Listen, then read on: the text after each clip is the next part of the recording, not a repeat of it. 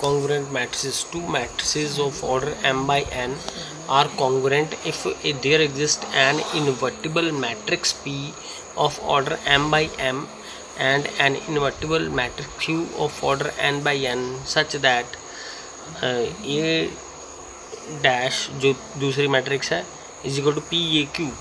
तो दो मैट्रिसेस ए dash congruent तब होगी जब दो इन्वर्टिबल मैट्रिक्सेस मिल जाएंगी such that A dash P A Q के बराबर लिख सकते हैं। तो क्योंकि ये m बाई n ऑर्डर की है तो इनकी मल्टीप्लिकेशन में ऑर्डर भी उस हिसाब से लेना है कि ये सेटिस्फाई हो जाए, मल्टीप्लिकेशन सेटिस्फाई हो जाए। जैसे कि p को भी m बाई m ऑर्डर का लेना पड़ेगा और q को n बाई n ऑर्डर का लेना पड़ेगा, क्योंकि तभी हम मल्टीप्लिकेशन भी उस हिसाब से ही डिफाइन कर सकते हैं। ठीक है। इसी तरह ही two matrices of a linear mapping phi की with respect to two different basis are congruent. So phi की कोई भी दो मैट्रिसेस लें, मान लो कोई दो अलग अलग बेसिस ले लेते हैं तो फाई की मैट्रिसेस आ जाती है एक with respect to basis b1, एक with respect to basis b2 आ जाती है। तो ये आपस में क्या है, ये मैट्रिसेस कॉन्ग्रुएंट हैं। सिमिलर मैट्रिसेस, अब ये स्केयर मैट्रिसेस हैं, ये सिमिलर कब होगी, अब हमें एक ही मैट्रिक्स मिले, दो नहीं दो, यहाँ पर दो की बात की थी, अब हम एक ही की बात करेंगे, एक ही इन्वर्टिबल मैट्रिक्स मिलेगी such that A dash P inverse A P के बराबर होगा। तो यहाँ पर हम स्केयर मैट्रिक्स की बात कर रहे हैं। ठीक है। तो उसके बाद फाई है, जैसे टू मैट्रिसेस सिमिलर हैं तो अब कोई भी बेसिस ले लें, जैसे b1 और b2 बेसिस ले लें और कोई भी मैट्रिक्स इसकी दो आ जाएंगी, इसकी मान लो एक मैट्रिक्स ए आ जाती है, इसकी ए डैश से आ जाती है, तो ये मैट्रिसेस भी आपस में क्या होती हैं, सिमिलर होती हैं। ठीक है।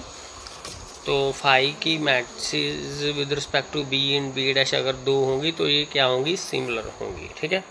उसके बाद नेक्स्ट है हमारे पास, ये हमने क्वेश्चन करना है कि जो बेसिस दिए हुए हैं R3 के, अब matrices of transformation find out करनी है from B to B dash. ठीक है। तो B to B dash find करनी है तो इसका मतलब है कि हमने B के एलिमेंट्स को इनके लीनियर कॉम्बिनेशन में लिखना है। ठीक है। तो पहले हम कोई भी जनरल एलिमेंट को इनके लीनियर कॉम्बिनेशन में लिखते हैं B डैश के। तो यहाँ से सॉल्व करके अल्फ़ा बीटा की वैल्यूज़ पुट कर देंगे, ये अल्फ़ा की वैल्यू आ जाएगी, ये बीटा की, ये गामा की। अब से आसानी से कर सकेंगे। अब हमने क्या करना है, 1 0 0 0 1 0 और 0 0 1 को इनके लीनियर कॉम्बिनेशन में लिखना है। तो यहाँ पे 1 0 0 पुट करेंगे, ए की वैल्यू 1 हो जाएगी, बी की वैल्यू 0, सी की वैल्यू 0, यहाँ पर भी वैल्यूज़ पुट करेंगे तो इनके लीनियर कॉम्बिनेशन में ये लिखा जाएगा। ठीक है। इसी तरह इसकी टर्न आएगी, इसी तरह इनमें वैल्यूज़ पुट करेंगे तो इनके लीनियर कॉम्बिनेशन में ये आ जाएंगे, कांस्टेंट्स पता चल जाएंगे। इसी तरह ये वाले कांस्टेंट मिल जाएंगे।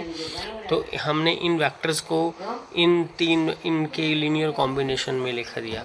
तो अब ये मैट्रिक्स आ जाएगी from B to B dash, transformation matrix. तो ये वाली बनेगी हमारे पास -2 2 -1, जो ये एलिमेंट्स बने हैं -2 2 1 -2 2 -1, इसको कॉलम बना लेना है। -2 1 0 दूसरा कॉलम, 3 -2 1 तीसरा कॉलम। इस तरह से ये मैट्रिक्स बन जाएगी, ट्रांसफॉर्मेशन मैट्रिक्स। अब नेक्स्ट क्वेश्चन है हमारे पास कि ये मैपिंग दी है हमें, हमने मैट्रिक्स ऑफ पाई निकालनी है with respect to the standard basis of R3 and R2। इधर भी स्टैंडर्ड बेसिस ले लेना है, इधर भी स्टैंडर्ड बेसिस ले लेना है। ठीक है। तो पाई की matrix with respect to standard basis निकालनी है तो हमने क्या करना है, ये बेसिस इनकी इमेजेस को इसके बेसिस के लीनियर कॉम्बिनेशन में लिखना है। तो इसका स्टैंडर्ड बेसिस ले लेना है हमने, ये वाला, इसकी इमेजेस लिखेंगे, इमेजेस इसमें पुट करेंगे तो ये वैल्यूज़ आ जाएंगी।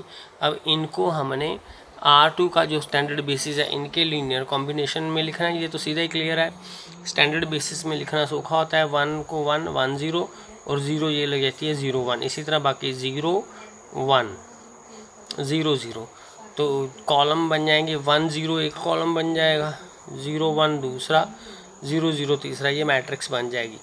ये मैट्रिक्स बनी है 2/3 ऑर्डर की, तो ये 2/3 ऑर्डर की मैट्रिक्स बन गई।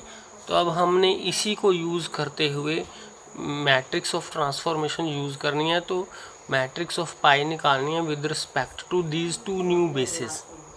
तो अगर पुराने से न्यू बेसिस पे जाना है तो हमने ट्रांसफॉर्मेशन मैट्रिसेस लिखनी है न्यू से पुराने की, इसको इस बेसिस के साथ, इसको इस बेसिस, इसके स्टैंडर्ड जो पुराना बेसिस दिया उसके साथ मैट्रिक्स ऑफ ट्रांसफॉर्मेशन लिखनी है न्यू टू ओल्ड।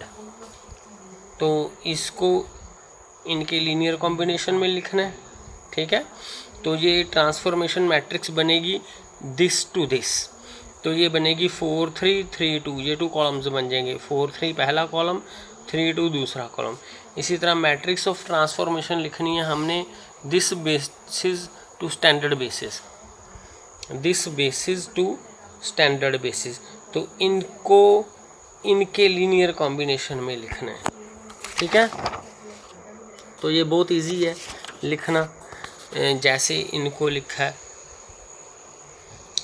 इनको लिखा था, तो ये मैट्रिक्स बन जाएगी सीधे 1 -1 0 0, जब लीनियर कॉम्बिनेशन में लिखेंगे 1 -1 0 को, तो ये आता है पहला एलिमेंट, दूसरा एलिमेंट और तीसरा एलिमेंट, 1 -1 0, ये आता है 1 0 0, इसी तरह दूसरे।